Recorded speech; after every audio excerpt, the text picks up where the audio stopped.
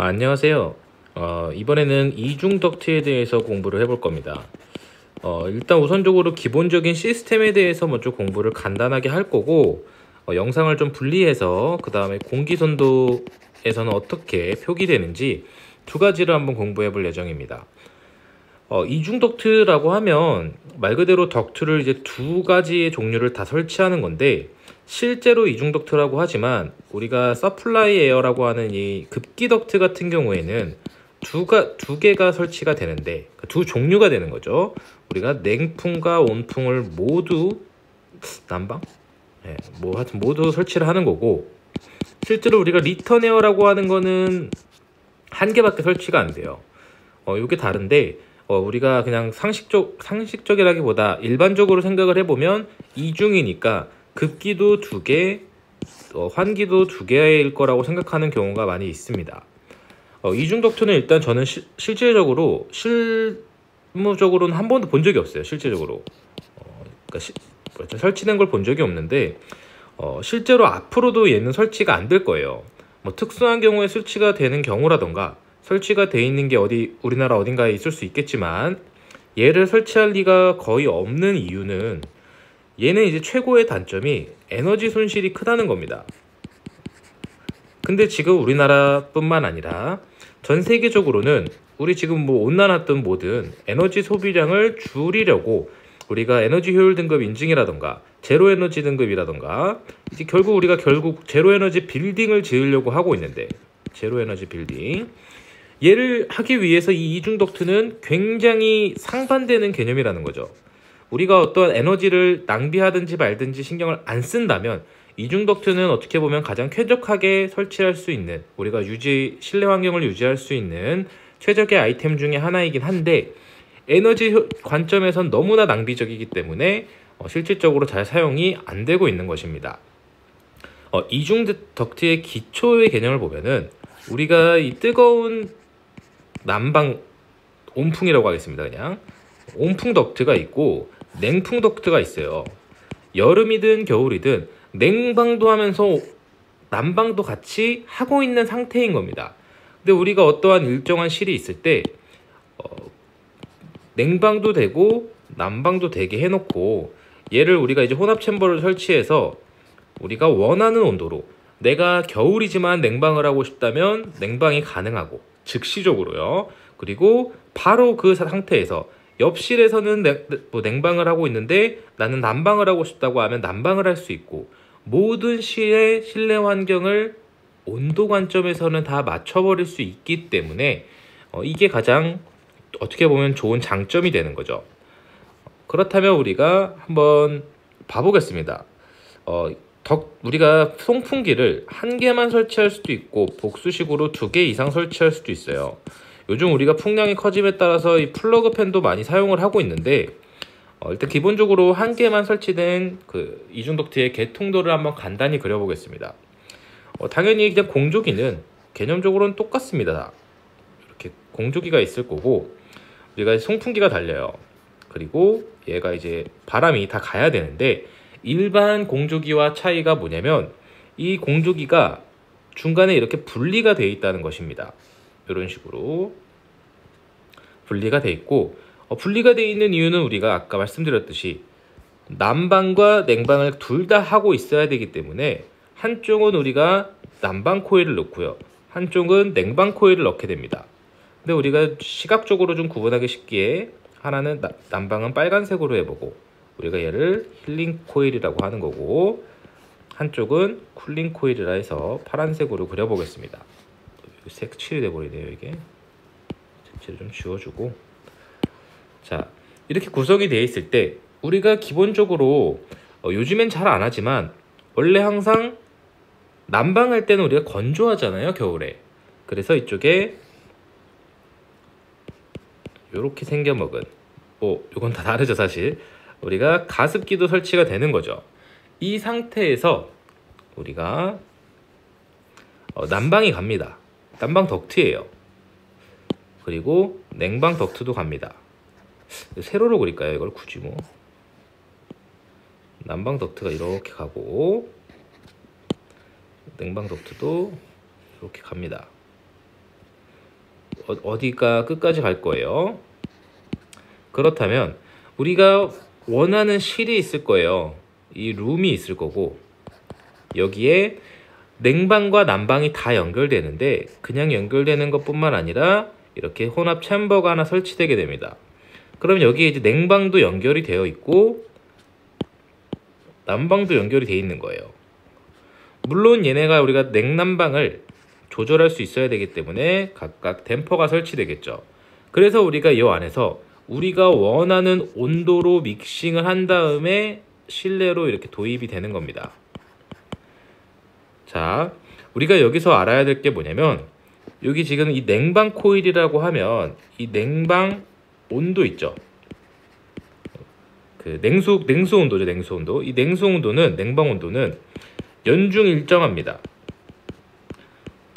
여름이든 겨울이든 설정되어 있는 세팅 값으로만 냉방 온도가 계속 공급이 되는 거예요. 근데 난방은 외기 보상 제어를 합니다. 춥냐 덥냐에 따라서, 외기 온도에 따라서 난방 온도는 조절되게 되어 있습니다. 몇 가지 이유가 있는데, 냉방 같은 경우에는 제습의 문제도 있고 또 이 결로에 대해서 문제가 많이 되기 때문에 연중 일중하게 조절이 되고 있습니다. 자, 우리가 당연히 이 급기가 된다는 건 이 환기가 돼야 공기가 순환될 거 아니에요. 그래서 이렇게 말할 때 빼볼까요? 환기 덕트도 이렇게 연결이 되어 있습니다. 여기 끝실이라고 해볼까요? 이렇게 실이 뭐 하나가 아니겠죠. 여러 개 있겠죠. 그리고 이 검은색 환기 덕트가 돌아와서 뭐 이쪽으로 꽂을까요? 이렇게, 죄송합니다, 연결이 돼 있고, 어디론가는 이제 이그조스트 에어로 바깥으로 버리게 될 거고, 이 돌아온 거는 리턴 에어가 되는 거죠. 그리고 우리가 공조기에서는 항상 사람이 숨을 쉬어서 공기가 점점 탁해지기 때문에 아웃에어를 일부 도입되게 됩니다. 이게 우리가 한국말로 말하면 외기 도입량이 되는 거죠. 그럼 여기서 끝일 것 같은데, 약간 다른 점이 뭐냐면, 얘가 하나가 더 코일이 설치가 돼요. 우리가 이제 프리히터 코일이 되는데, 예열 코일이죠. 예열 코일. 예열 코일만 설치하고 예냉 코일은 설치하지 않습니다. 일단 이거 한번 봐볼게요. 왜 예열 코일이 설치되는지를 한번 생각을 해보면, 우리가 외부 공기를 예열시킨다고 하는 건 그 차가운 공기를 바로 공조기로 도입되지 못하게 하는 개념입니다. 왜 그러냐면, 얘는 겨울에도 동작을 하고 있는데 난방뿐만 아니라 냉방도 동작을 하고 있는 거죠. 여기서 만약에 차가운 공기가 들어와서 뭐 이 히팅 코일로 갈 땐 문제가 없을 거예요.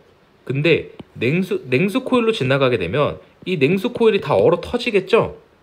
히팅은 어차피 발열을 하고 있으니까 상관이 없는데, 냉수 코일은 차갑다 보니까 그 열을 이기지 못하고 동파가 발생할 수 있기 때문에 기본적인 값으로는 예열 코일을 설치하도록 구성을 하고 있는 것입니다. 그리고 이 상태에서 우리가 몇 가지 더 알아볼 수 있는 게 있는데, 보라색으로 가볼까요? 이쪽 우리가 이제 두 가지가 이제 서플라이 에어가 되는 거잖아요. 그러니까 급기 덕트가 되는 건데, 이 서플라이 에어는 기본적으로 다 고속 덕트입니다.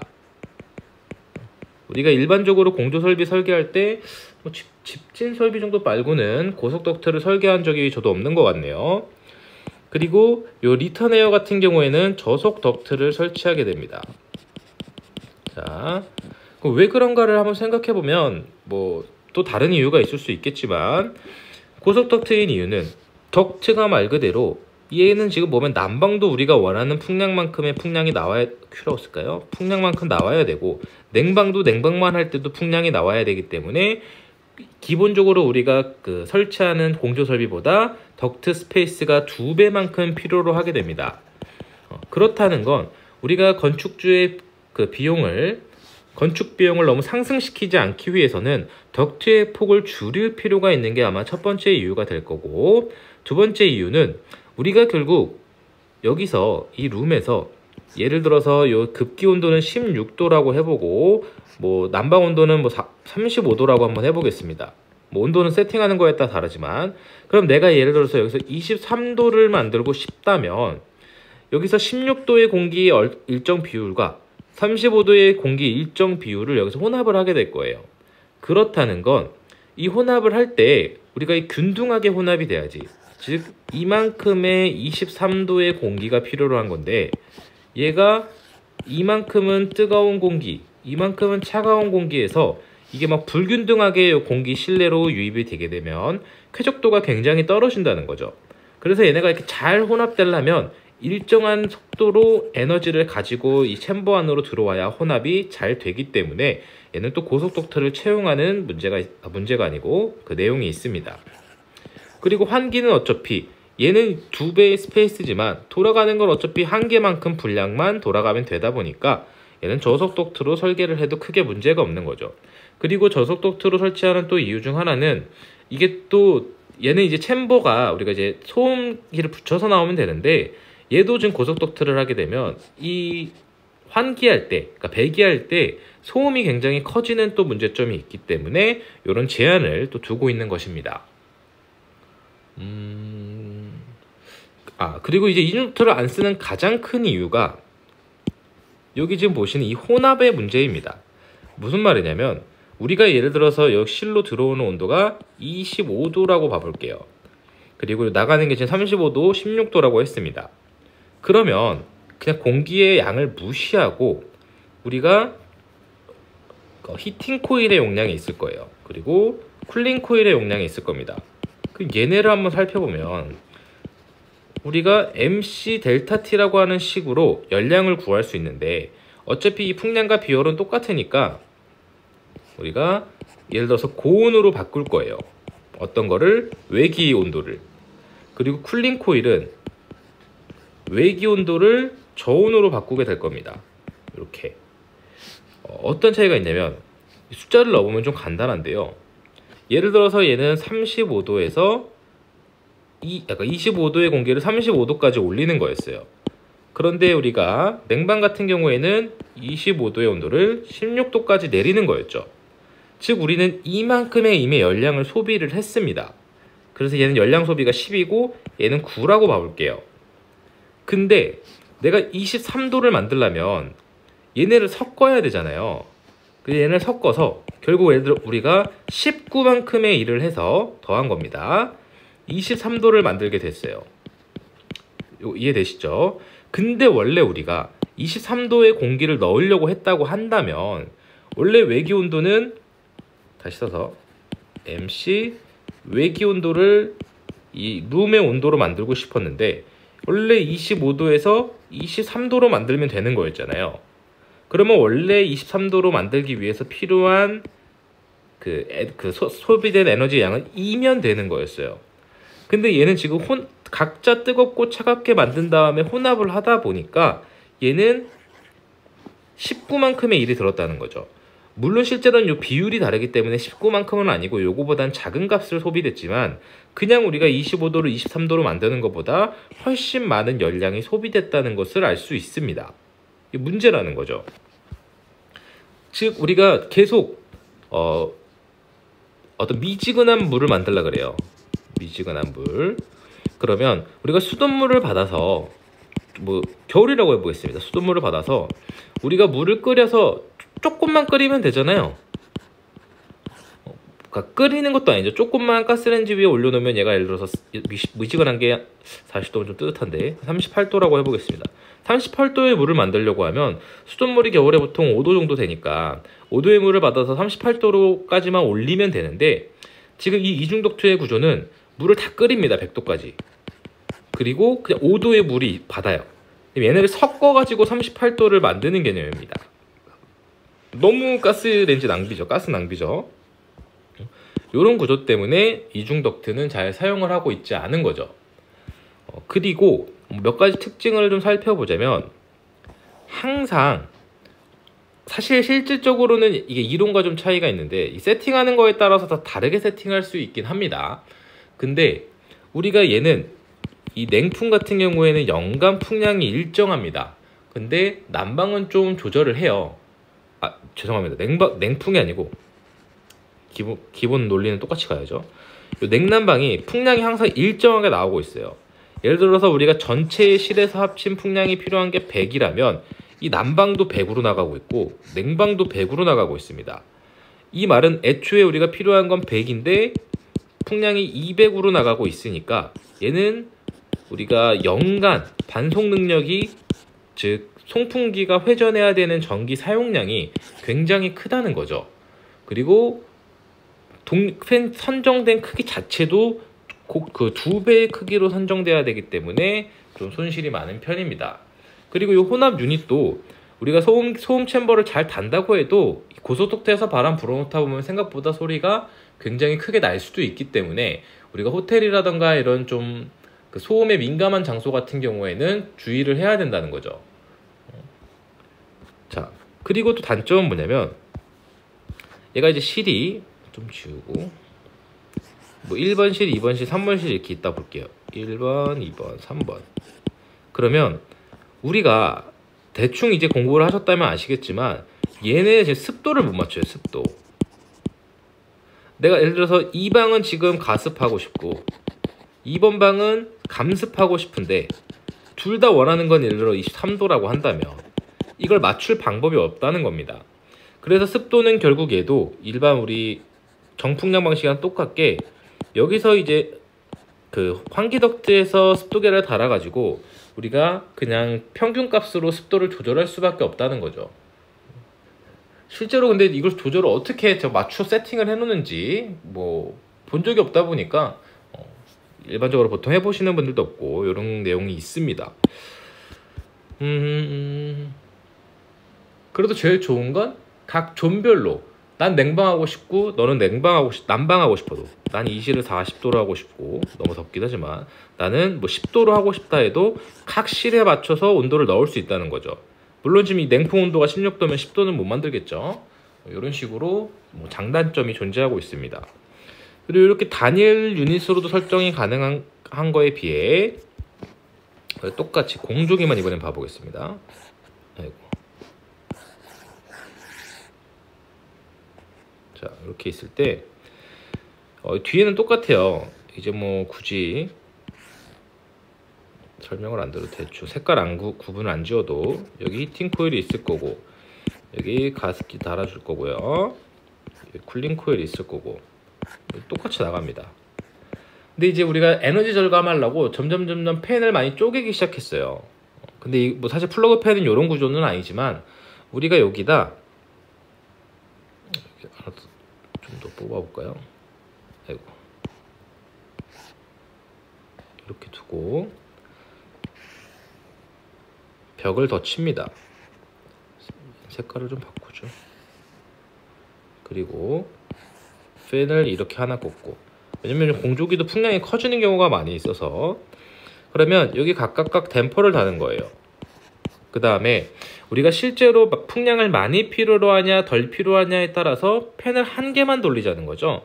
그래서 100% 부하일 때는 각각 이렇게 100%가 나가게 되는 거고 100%가 아닌 경우에는 뭐 요 궤도율을 조절해서 이쪽으로 뭐 60이 나가고 이쪽으로 40이 나가고 이런 식으로 풍량을 조절하도록 구성을 하는 거죠.